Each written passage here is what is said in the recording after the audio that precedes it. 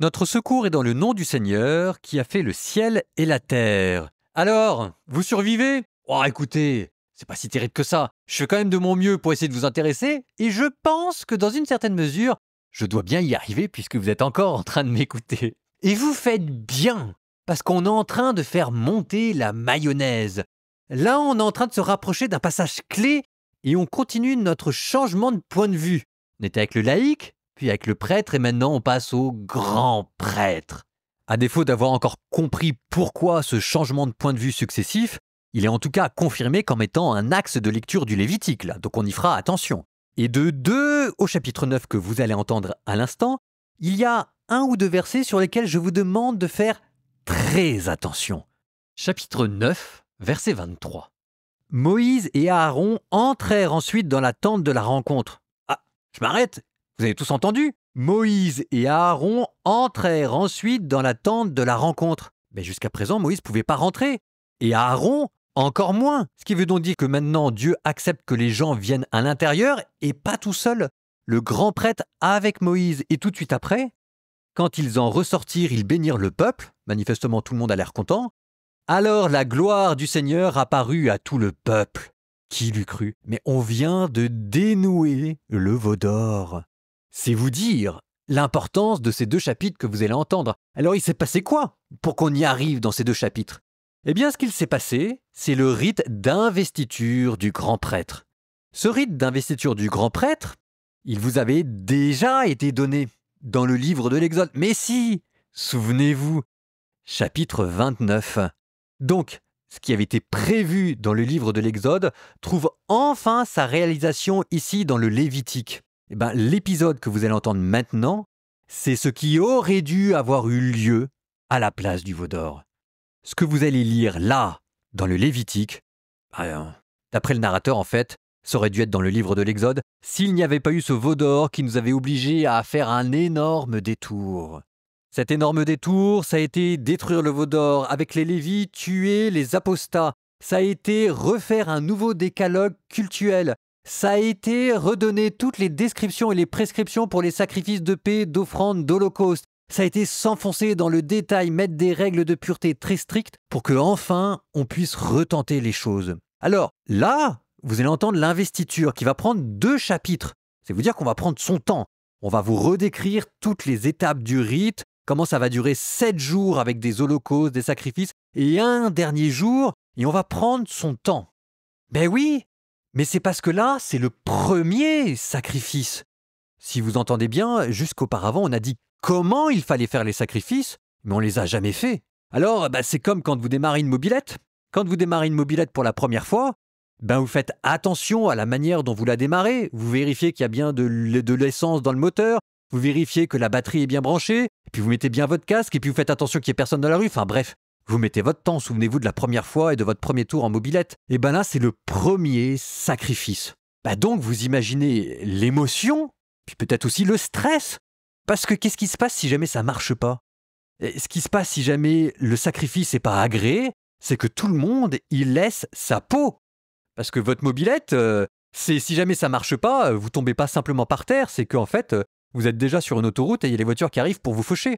C'est-à-dire, Aaron, si jamais il plante le sacrifice, il meurt. La question, c'est, est-ce que ça va marcher? Et la réponse est, vous verrez. Et maintenant que je vous ai bien teasé l'épisode, je vous laisse l'écouter.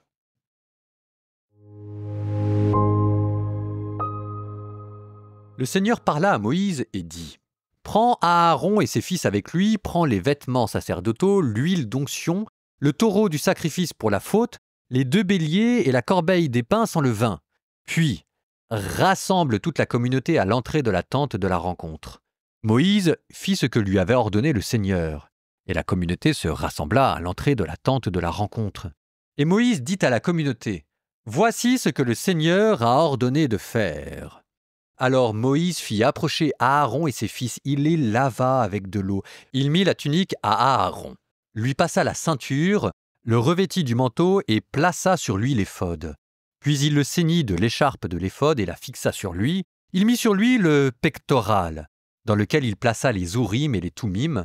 Il plaça le turban sur sa tête et sur le devant du turban le fleuron d'or, le saint diadème, comme le Seigneur l'avait ordonné à Moïse.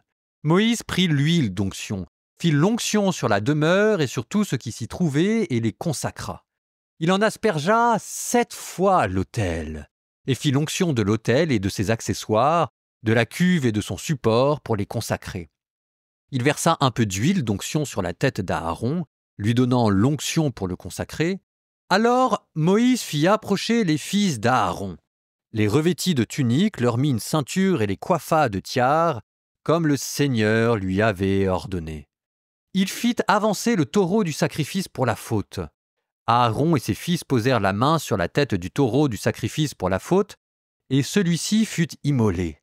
Moïse prit le sang et avec son doigt, il en mit sur les cornes de l'autel tout autour pour ôter de l'autel la faute. Puis il versa le sang à la base de l'autel. Alors il consacra l'autel en accomplissant sur lui le rite d'expiation. Moïse prit toute la graisse qui est au-dessus des entrailles, le lobe du foie et les 2 rognons avec leur graisse, et il les fit fumer à l'autel. Mais le reste du taureau, sa peau, sa chair et ses excréments furent brûlés au feu hors du camp, comme le Seigneur l'avait ordonné à Moïse. Alors on amena le bélier de l'Holocauste. Aaron et ses fils posèrent la main sur la tête du bélier, et celui-ci fut immolé.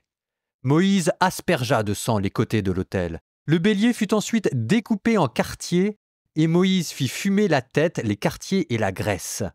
Les entrailles et les pattes furent lavées dans l'eau, et Moïse fit fumer à l'autel le bélier tout entier. C'est un holocauste, nourriture offerte, en agréable odeur pour le Seigneur, comme le Seigneur l'avait ordonné à Moïse. Alors on amena le second bélier, le bélier du sacrifice d'investiture. Aaron et ses fils posèrent la main sur la tête de ce bélier, et celui-ci fut immolé. Moïse en prit du sang qu'il mit sur le lobe de l'oreille droite d'Aaron, sur le pouce de sa main droite et sur le gros orteil de son pied droit. Puis il fit approcher les fils d'Aaron et mit de ce sang sur le lobe de leur oreille droite, sur le pouce de leur main droite et sur le gros orteil de leur main droite. Moïse aspergea le sang de l'autel tout autour. Il prit aussi la graisse, la queue, toute la graisse qui est au-dessus des entrailles, le lobe du foie et les 2 rognons avec leur graisse, ainsi que la cuisse droite. Dans la corbeille des pains sans levain qui est devant le Seigneur, il prit un gâteau sans levain, un gâteau à l'huile et une galette qu'il plaça sur les graisses et sur la cuisse droite. Il mit le tout dans les mains d'Aaron et dans les mains de ses fils, et on l'offrit avec le geste d'élévation devant le Seigneur. Puis Moïse reprit les offrandes de leurs mains et les fit fumer à l'autel sur l'Holocauste. C'est un sacrifice d'investiture, nourriture offerte en agréable odeur pour le Seigneur. Moïse prit aussi la poitrine et l'offrit avec le geste d'élévation devant le Seigneur.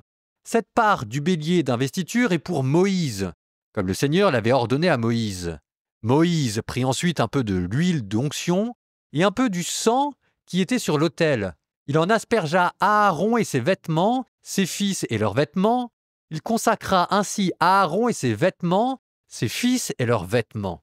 Moïse dit alors à Aaron et à ses fils, « Faites bouillir la chair à l'entrée de la tente de la rencontre. C'est là que vous la mangerez, avec le pain qui est dans la corbeille de l'investiture, comme je l'ai ordonné en disant, Aaron et ses fils la mangeront.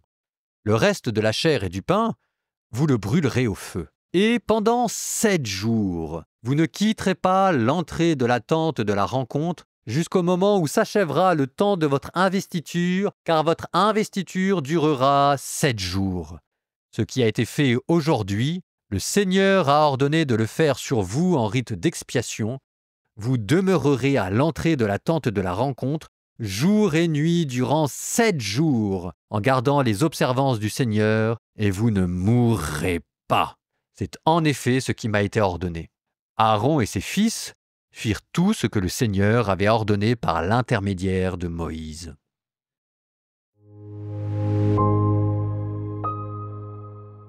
Psaume 11.